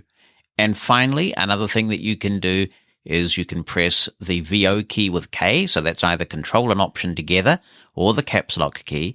Hold either down and then press K, and you will get into keyboard help mode. Then you can press any key or combination of keys and find out what they do. You can press the escape key to exit that. Hello, it's Robin from Warwick in England here. Brilliant shows. Do keep up the good, hard work on everything that you produce. I just wanted to give my 2 penneth worth on a couple of topics that have been covered in recent episodes. First of all, the case for wireless charging. Now, this is a use case if you are predominantly at a desk all day or in one position. If you get an easel type stand, I've got the RAV Power, R-A-V, Power, all one word, cost about £16, probably similar in dollars, US anyway. And because you're at your desk, you just pop it on there. It's so easy because it's a kind of an easel at an angle. You can't get it wrong.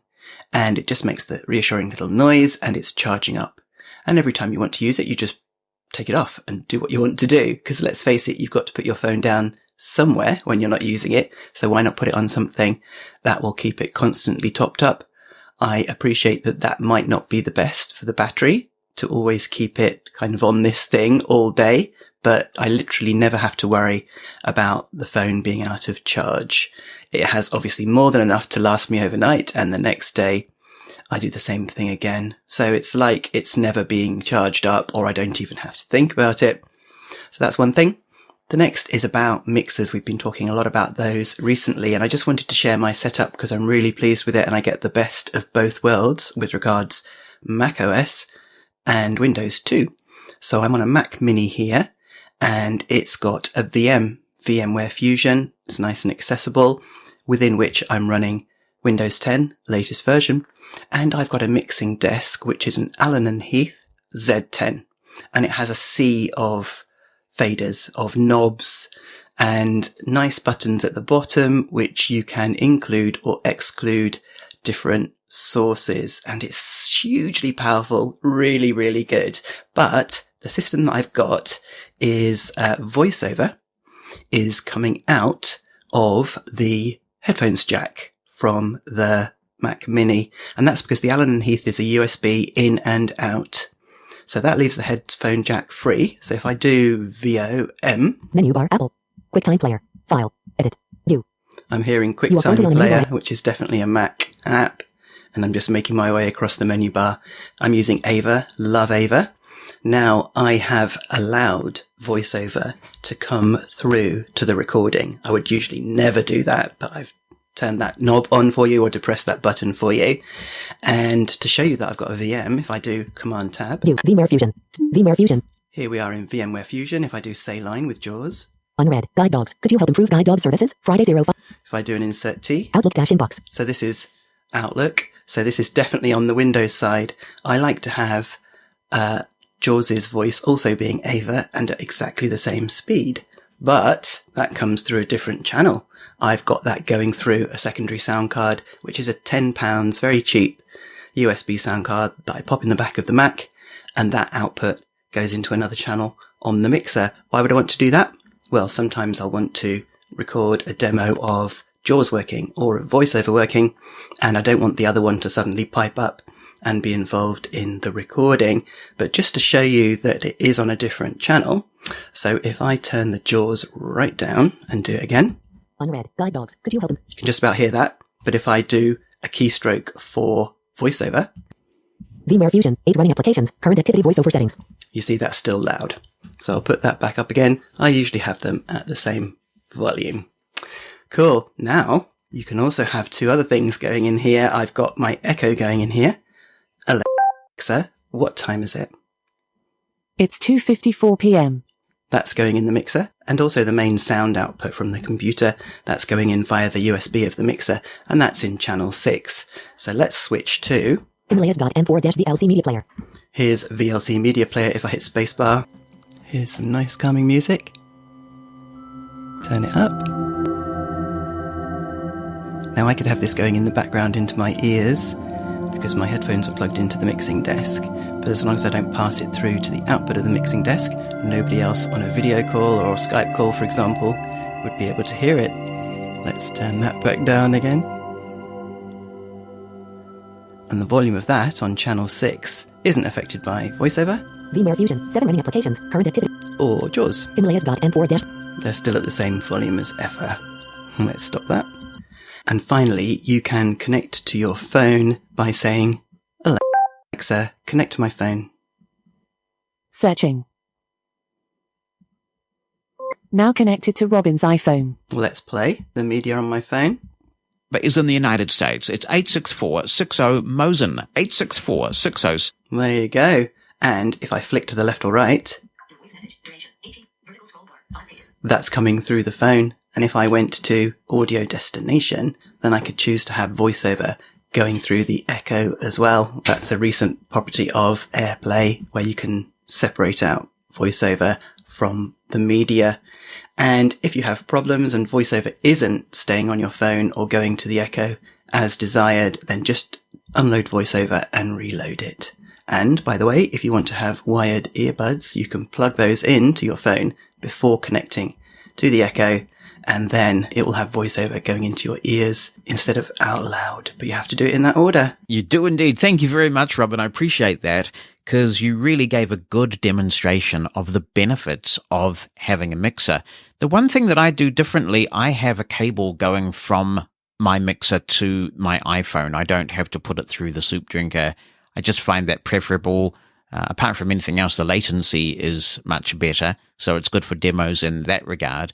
But a lot of people do this. They take their kind of dodgy sound card that comes built into their PC, be it Windows or Mac, although actually the sound in Mac is less dodgy built in than usually the built-in stuff is on Windows, and use that for speech and then get dedicated audio interfaces for the more professional stuff.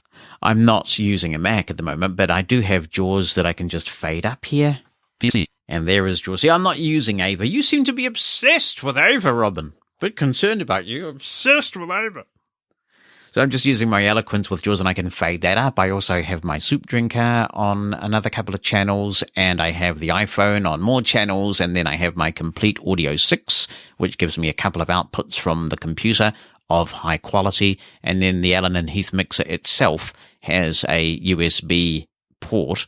This is predominantly an analog mixer, but you do have one USB port. So it is great. It is so cool. And then we have a couple of mics in here, a couple of Heil PR40s. So the mixers are great, aren't they? They are very versatile. So thank you for taking us through that and the way that you have it set up. And the fact that you have your VM and the Mac coming through different sound cards is quite genius. That is a very good idea. Regarding the wireless charging, absolutely right. Here in the studio/office, and I'm increasingly working from home these days, which I love, I just have a wireless charger here. At work, in my office, where I don't have access to my lovely, precisely mounted webcam like I do at home, I have a dock that the iPhone sits in to give me constant charge, because that way I can look at the camera, I know I'm at the right height, and participate in video conferencing, which I do exclusively from my iPhone when I'm at the office at work. But yes, at home, I just have a wireless charger sitting here, and the phone's always on it, and I can just sort of lean to the right and look at the phone, and it unlocks, and I know that I've got enough juice should anything weird happen, which it did earlier in the week. I was just lurking about, minding my own business, as you do, and the power went off for about an hour and a quarter. And you sort of think when things like that happen, how much juice do I have? I mean, these iPhones go on and on and on now. You can get incredible battery life out of them. But Wellington is quake-prone, things can happen, and it's nice to know you're fully juiced up should the need arise. So great message, thank you. It is time for another exciting, informative, inspiring installment of the Tiffany Report. And she says, a few times now you have mentioned the use of Teams. She says that their IT department is really discouraging of using Zoom because of security, and now they are suggesting using GoToMeeting. She says, though they are typically against updating of anything logical, usually at least 3 to 5 years behind the rest of the world. For example, all our internal applications not only are set to use IE, that's Internet Explorer by default, but they only work in Internet Explorer. I have admin rights to download and install other browsers and set them as default, but the GPO changes it back as soon as I connect to the network. Yes, the public issues with Zoom are not good, but it's the friendliest platform out there, not just for JAWS users. I have found keystrokes online to barely manage the use of their preferred GoToMeeting, but I am by far struggling to do much beyond the basic video and microphone functions. Forget chat. They are starting to open to the idea of using Teams. But what resources do you feel are the best for my learning Teams? I don't know that many JAWS users who are stating comfortability with it. Is this like the other parts of 365 where you should, in theory, be able to download locally, provided OIT permit it, and also use via a web interface? Is one interface more preferred for JAWS users? I do know quite a few JAWS users who are using Teams, Tiffany, because it is part of Office 365, well, now they call it Microsoft 365. So many workplaces are just rolling it out, and by and large, I really quite like Teams. The user experience is very similar whether you use the browser-based application, the Web 2.0 application on the web, or whether you use their dedicated client. I would tend to use the latter, their dedicated client. The keyboard shortcuts are very good, and there's plenty of documentation out there about what those keyboard shortcuts are. And there are some Microsoft videos on using Teams with a screen reader. Some time ago, maybe, 5 or 6 months, I'm guessing, they did a webinar on using Teams with a screen reader. So that's a resource that you can draw from. And also Vespero did a webinar recently on the basics of using Teams with a screen reader. And actually, I think I did see a tweet from Microsoft recently that indicated that Kelly Ford was going to be doing another webinar on using Teams with a screen reader. And of course, Kelly is a power user. He's a blind guy himself, a JAWS user and users of other technologies as well. So he should be able to provide some great information there. And if that hasn't just happened, it's quite imminent, I think. Microsoft tweeted about that in their Microsoft Accessibility account. I have to say, I think their desktop user interface for Teams is sort of quirky. I don't find it particularly intuitive. It is one of those new applications where there's no menu bar, but it's definitely usable. And the iPhone app is great from an accessibility perspective. Some blind people have said to me they prefer using the iPhone version of Teams than anything else. Audio quality of Teams is really good. I actually prefer it to Zoom. It's crisper. It sounds really nice. And for hearing impaired people, that is significant. At the moment, though, they do not seem to be sending events to a screen reader that tell you who have joined the conversation. And of course, with Zoom, you do get that. What I am hearing at the moment with Teams is when somebody joins, it says 2 participants have joined the conversation, which is not only unhelpful, but it's also inaccurate because that comes across when only one person joins the conversation. But they are rolling out updates very regularly to Teams, and you are going to see Teams much more in regular life. Now that Microsoft has rebranded Office 365 to Microsoft 365, you are going to see them making a play for the use of Teams in day-to-day consumer activities. And if you're using Teams in your workplace and you would like to chime in on how it's working for you, please do get in touch. Jonathan@mushroomfm.com with the email, or 86460-MOSEN in the United States, 864-606-6736. It's been a while, by the way, since I used GoToMeeting, but it was horrible then. And from what I've heard in recent times, it is horrible now. It is interesting that any government agency is using GoToMeeting, frankly, because I would have thought that their accessibility just isn't up to it. We do have, unless we get another email, of course, we do have one more installment. Looking forward to that next week of the Tiffany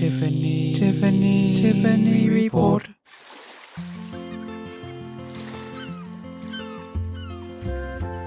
Yes, it's hard to believe, but we are in store for another Bonnie Bulletin. Welcome. Good morning. What a build-up. Yeah. How's it all going? Good. I was just sitting here in my studio, minding my own business, doing the Mosen At Large. Next thing I know, whoosh! I hear myself being blasted so loud that it was almost going to decimate the ceiling. What were you doing up there? I guess that shows us how loud the Sonos Arc can go. It was really loud. It was so loud. I'm down here and you're up there. It was terrible. Well, when I turned it on, it was so loud. And it was so loud that the Amazon couldn't hear me tell it to turn it down. So I finally got up close to the Amazon and told it to stop, and then I couldn't get it to play anymore. So I tried telling it to play CNN, which blasted CNN all across the universe. And then I said, okay, something really strange is going on. But it would never play Mushroom FM again after that. So I had to listen on my phone. Oh, dear. I have heard that there might be some issues with some people playing stuff from TuneIn, playing Yeah, it was TuneIn, because I tried to find another TuneIn radio station, but most everything I listen to is on iHeart, I guess. Yeah. So, could be a thing with a TuneIn API. it must have been, but it API. was so loud. I thought, oh my God, this is just terrible. We've got an email, by the way, specifically for you, from Sam Troyer, who seems to be under the impression that I don't read anything. Listen to this. Hi, Jonathan and Bonnie, it says here. Here are 2 books that Bonnie and other avid readers will be interested in.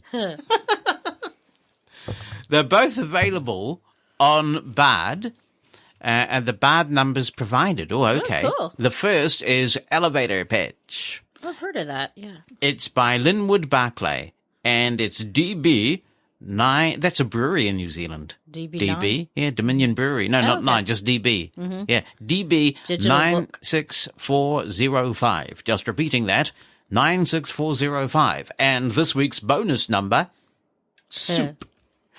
4 people, it continues, are trapped they are, in a skyscraper elevator for an extended period and relate their interactions. Ooh. That's quite a cool concept. Yeah. The second is called The Passengers. Oh, yeah, that was the one I was telling you about. You were telling me about Yeah. this by John Mars. I think we talked about this when we were doing our COVID-19 shows. The DB for this one is 98514. That's 98514. And the bonus number, 18. No, I just made that up. But it says here 8 people are in supposedly hack-proof autonomous or self-driving cars. He says, I'm in the middle of that one, so I don't know the ending, but it's very grim. I'm sure. Thank you, Sam, in New York. There you go, a couple of reading recommendations. Yeah, because they're in the car and someone hacks in and locks all the doors and they're going to die. And it's all on film. Mosen At Large Podcast. Hey Jonathan, this is Bryant here. Hope you're doing well. In regards to what I'd like to see in iOS 14, I think one of the things that would be really cool is to have OCR built into VoiceOver rather than having to rely on a third-party app. Now, I'm not even sure if the Mac has something like this, but I think it would be cool since JAWS already has it, NVDA does, and even Narrator. I don't know how possible this would be, but I would think it would be possible since I think all the hardware is there that you need to OCR stuff, and so it would just be nice to have OCR built into VoiceOver without having to rely on third-party apps. I also wanted to know what the most cost-effective way of converting cassettes into digital form is. Now, I don't have a cassette recorder anymore. What I used to do is plug one end of a patch cord into my recorder and the one end of the patch cord into my cassette recorder and the other end into something like my Victor Reader Stream, and then I just record on there. But that's not possible anymore because my recorder broke. So I do know that companies offer this. You can send your tapes to them and they'll convert them. But I also know that there are recorders on eBay that I can probably get for a reasonable price. So if you or any of the listeners have had experience with this, I'd like recommendations because there's some cassettes I need to convert. Thanks, Bryant. I have a cassette deck in my studio that I purchased a long time ago. It's one of those 3-head cassette decks. It's got Dolby B and C. Those were the days. And I just connect it to my mixer when I want to record. But I think there are USB cassette decks now, aren't there? Even like there are USB turntables. So you can probably find some software that does noise restoration. You're right, there are people who will do it for you. I believe Derek Lane, who knows his stuff when it comes to audio in the blind community, I think he's making a living in part out of restoration. I think vinyl was his specialty, but he probably would do cassettes as well. But it would be interesting to hear from people who have done this and what software and hardware they're using to do it these days. David Goldfield says, Jonathan, I use Teams regularly and am in total agreement with your assessment regarding the current state of its accessibility. Currently, what gains focus regarding the tab order is very inconsistent. If you navigate the tab key, it will consistently move to each focusable control. If you navigate with Shift Tab, however, you won't get to most of the controls, but you will find that many of them are skipped.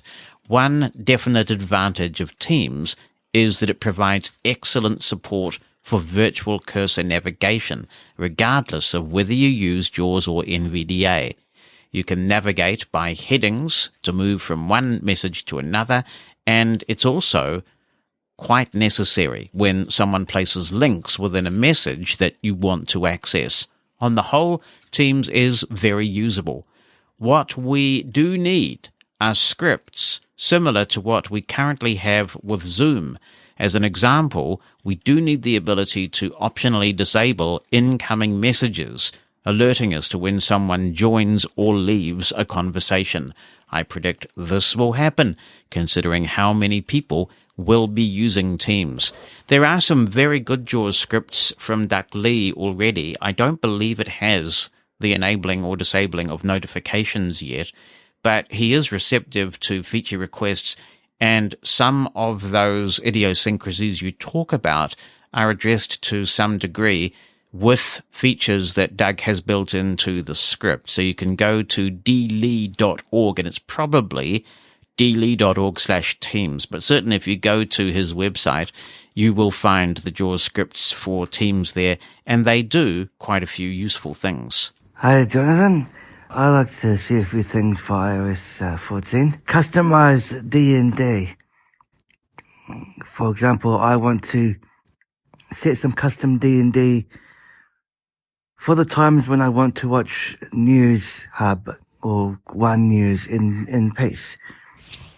So without having to turn on Do Not Disturb mode or turn the phone off when it's time for the news. Another thing I'd like to see is a revert mode. So if you install an app and you find accessibility is broken, you can then revert back to the previous version of that particular app that doesn't have the accessibility issues.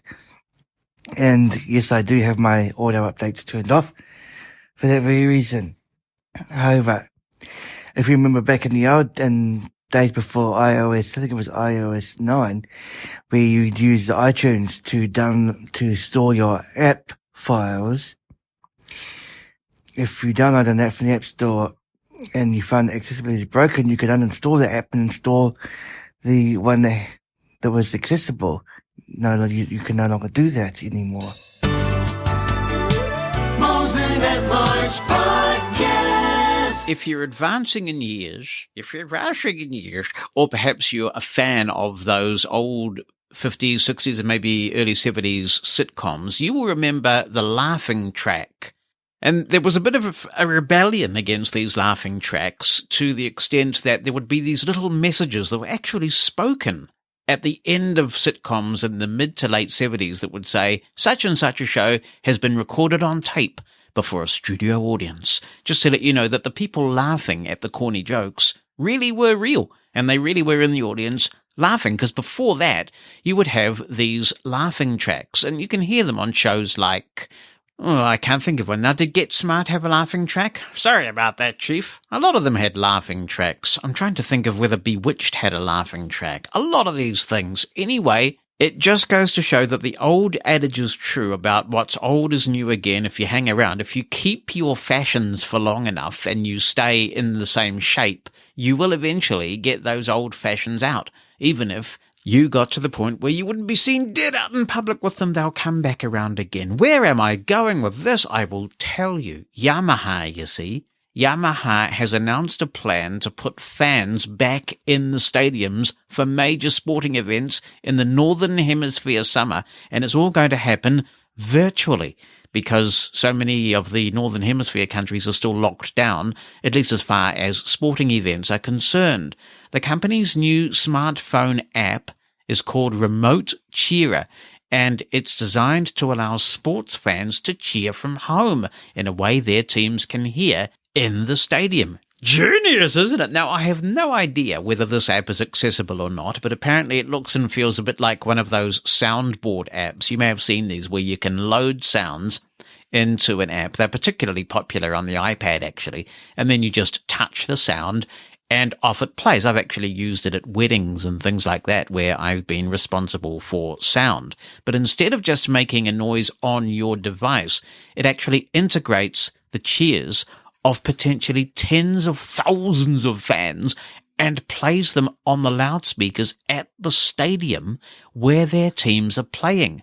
When fully integrated at the stadium itself, the application does a better job of emulating normal crowd noise than the short description suggests. For example, they actually took this thing to Shizuoka Stadium in Japan, and there were amplified loudspeakers placed on every seat in a section of the stadium. So instead of a bum on the seat, there was a speaker on the seat instead. And if you'd bought a ticket to this game, so you could have, I don't know why you'd buy a ticket when you can watch it from home, but let's say that they were giving you a ticket and you were assigned seat B3, for example. Sounds like mushroom stock. So you would have a speaker that belonged to you in seat B3. It would be plonked on your seat, and then you'd be at home with this app, pushing all the different cheer buttons that there are for different sounds that crowds tend to make, and your unique cheering would come through on your particular speaker assigned to your particular seat. They had an official from the stadium, describe this experience, and he said, "At one point during the system field test, I closed my eyes and it felt like the cheering fans were right there in the stadium with me. That's when I knew that this system had the potential to cheer players on, even in a stadium of this size." In addition to a preset selection of cheers and boos, which can be customized by the venue to be applicable to the teams that are playing, the app offers repeated tap options for the crowd to engage in rhythmic clapping or chanting, which should reproduce the imperfect timing of real-life chants and stomps. See, who needs to go to the game and have the hassle of all that public transport? Get your own popcorn in, get it delivered online, watch it on your TV. Maybe you can get it on 5.1 if you have a good 5.1 system, or even Atmos, and be immersed in the experience from home with your little crowd cheering app. And Yamaha's actually put out a little promotional video, a little promotional blurb about this. Take a listen.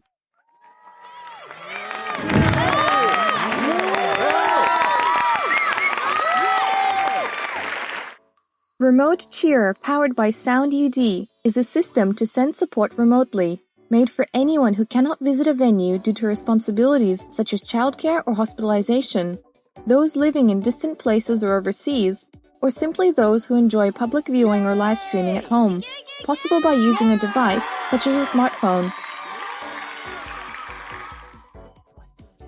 Even during games played behind closed doors or games with a small audience, by using this application, fans can send their support from their homes directly to the stadium. Existing speakers in the stadium can be used, and a more realistic atmosphere can be created through placing dedicated speakers on audience seats.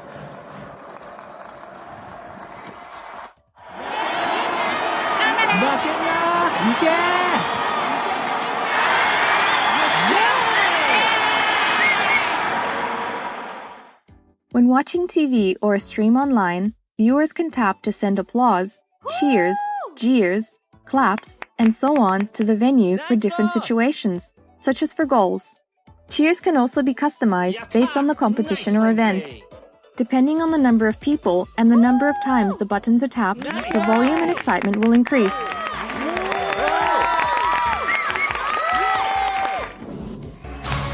Viewers can also clap freely along with chants.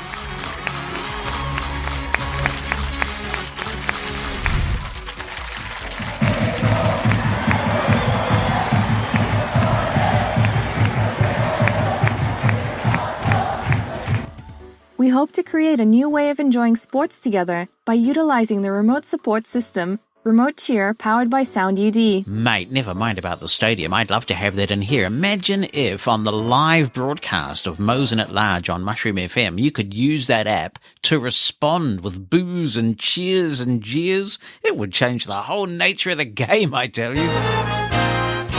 To contribute to Mosen At Large, you can email Jonathan, that's JONATHAN, at mushroomfm.com by writing something down or attaching an audio file. Or you can call our listener line. It's a US number, 864-60-MOSEN. That's 864-606-6736. Mosen